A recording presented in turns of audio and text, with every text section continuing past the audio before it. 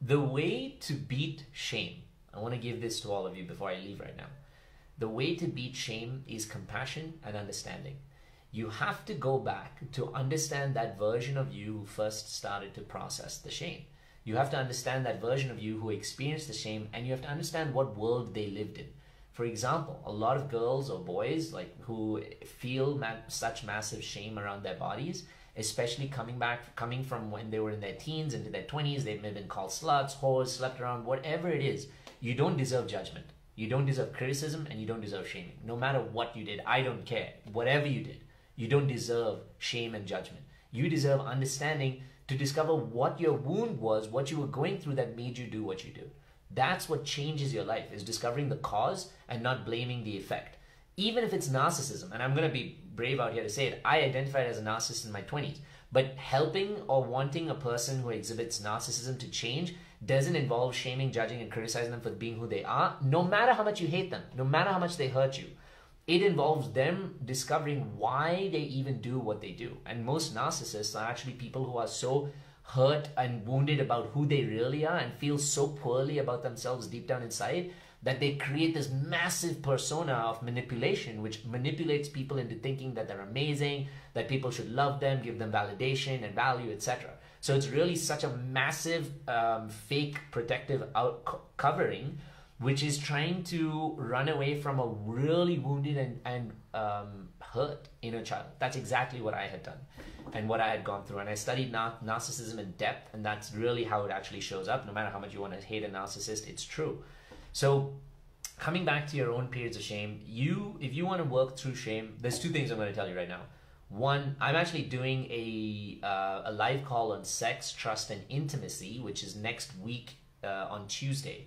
And you can find out all the details about it by clicking on that link. It's only for within my community, but you can join that call for $1. So if you guys really want to attend that call about sex, trust, and intimacy, I'll talk about shame a little bit. I'll talk about how we can now give ourselves permission through our bodies to connect with sex, which is one of the most powerful ways to elevate a relationship, but it's also one of the most dangerous ways to wound your own relationship and your own space. So it's an extremely powerful thing and requires responsibility to be understood.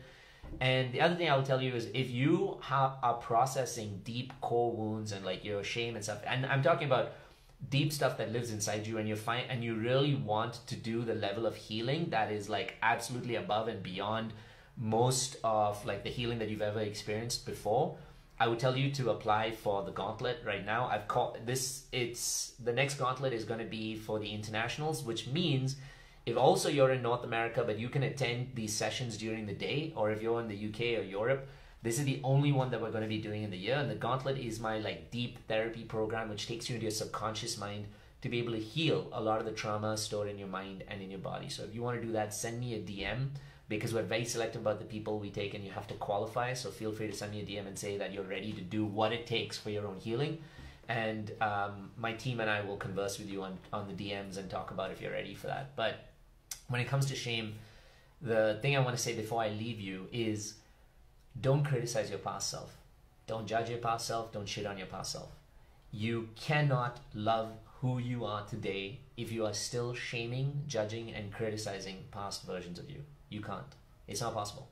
Because who you are today is an accumulation of everything that's happened in your life. Even if you did something horrendous. I cheated on a girl that I loved, who I was with, I'm not going to name the number, with a lot of other women. And in my late 20s, I hated that guy, which made me develop other coping mechanisms and other wounded ways of living. But I had to go back and see that guy and understand why he even did what he did. Who was he in the moments that the shit happened? Like when whatever happened, happened. Who was he when he processed the shame? And when I looked at it, I found out that he was a guy who had such a wounded inner child, who was hurting from these wounds of like, had no validation in his life, was so alone, was in a new country with no support, with no friends, nothing, and desperately wanted connection. And so the easiest way for him to make that level of connection, which is scientifically true, is through sex, because that's how our bodies immediately send out like these physical hormones of like oxytocin, whatever, that temporarily make you feel validated and loved. So sex is extremely dangerous also, because it can be such a quick shortcut escape from the deep problems that we're really going through. And that's how I became a sex addict, because I couldn't work on my own wounds. I didn't want to work on my own problems. I just chose to connect and jump in and have sex with people multiple times, because it helped me run away from the lack of validation, the core wounds of abandonment. I had massive abandonment wounds living inside me, massive rejection wounds living inside me.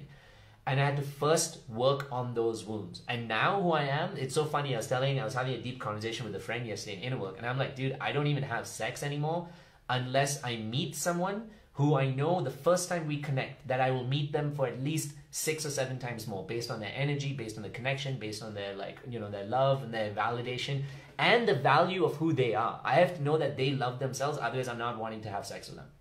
And this is such a different change from the guy in my 20s. And so I'll go for like many months without even having like a sexual connection. And for me now, like my sexual connection is around relationships. I want to build a conversation and a story around sex and not just have sex to be like, okay, thank you and I'm good. No judgment for whichever way you do it. It depends on where you are in your life. But that's why you need to evaluate your past self and see, who was I when I did those things that I did? Give them compassion, give them understanding. That is your past version, your inner child who's dying and begging to listen, to be heard. And if you don't hear your past version of you, it's going to fucking catch up. And you know what it means by catching up? You're going to do the same shit over and over and over again. Like I said, that coming back to the sex addiction thing, when it happened the first time, I should have realized there was something missing for me and I needed to listen to it. And here's what's interesting. The something missing is not that your partner is not attractive enough and therefore you cheat on them. That's like just such a shitty excuse for us to want to like step into our wounds. The something missing was that I was so unfulfilled inside. And because I was unfulfilled inside, maybe I also settled for a partner who wasn't everything that I wanted, because I just wanted to not be alone. And so therefore there were more and more and more excuses to do what I did and step out of that. And like I said, sleep with other people and all of that bullshit. So you have to go back to that past version of you and understand, who was Yats when he was 24? Who was Yats and what was he going through? He was extremely popular. He was extremely loved on the surface. But deep down inside, he didn't have anyone really showing up for him for that emotional validation. Deep down inside, he still was hurting from the wounds with his mother of like someone who just could not show up for him emotionally at all. So naturally, Yats is now this guy who's like dying to get the emotional connection of like people all around him, especially women, because they represent that feminine energy that he didn't get growing up as a child. So if you're a woman and you find yourself in old Yats's position of like, wanting to sleep with multiple men just to get that level of validation, don't shame yourself. Don't shit on yourself. Don't call yourself a slut. Don't call your friend a slut. Everybody's going through something that creates the coping mechanism. Try and understand them. Try and understand you.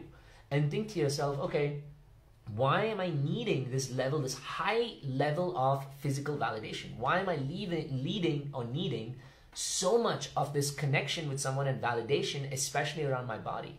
As you dig deeper, you will find out that it's maybe because I don't see myself in that loving way. And I don't see myself in that loving way because I maybe never had that upbringing and that space and that environment that made me feel that I was beautiful just as I am. That's the number one thing we're missing. We're only beautiful, we're only valuable, we're only loved when we can serve a purpose for someone and for our parents. When we can fit into a space of their own approval. For example, when you take your A grade home, right? Like from school, your A immediately goes on the fridge, maybe mom cooks you a special dinner, blah, blah, blah. What happens when you come home with a C or a D or you failed? Your fucking score doesn't go up on the fridge unless they're trying to make an example.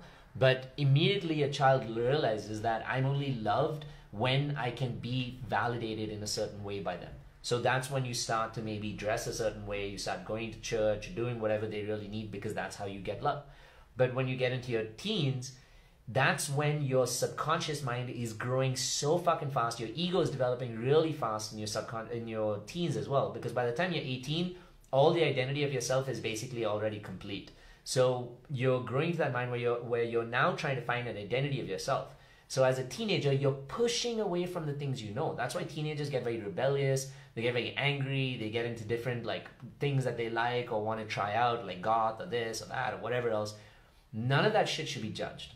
That stuff should just be given a safe space for expression, but healthy boundaries of what you can go within and what you can't go without, because that's how an adult can parent a child. That's how we have to parent ourselves. Once you give those versions of you love, you'll realize in the present moment that you start to become so much more grounded, so much more healed, so much more content, so much more like happy with yourself, so much more happy with other people, so much more forgiving of your past, so much more letting go of the traumas you were holding on to or other people held on to you with you, all of that stuff. Hey, and welcome to the Inner Yats YouTube page. If you like our content, make sure you click the like and the subscribe button so that you get more of these amazing videos that keep coming your way.